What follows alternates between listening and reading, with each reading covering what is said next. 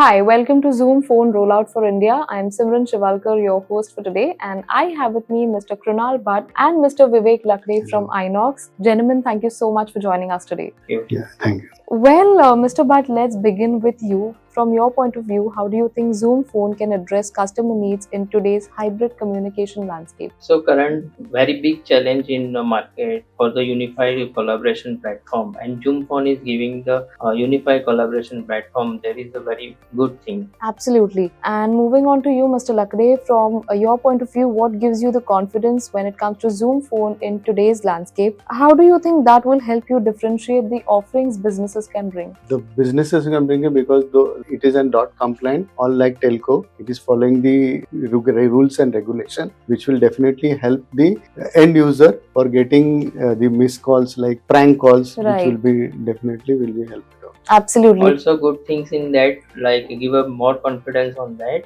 All the data recording translations are stored in the India. Right. Anything you would like to add? Definitely, it will help enterprise customers to have seamlessly using these phones. Absolutely. Well, thank you so much, Mr. Lakade and Mr. Yeah, Bhatt, thank for you. sharing your Thank you. perspective today. Thank Thank you. you.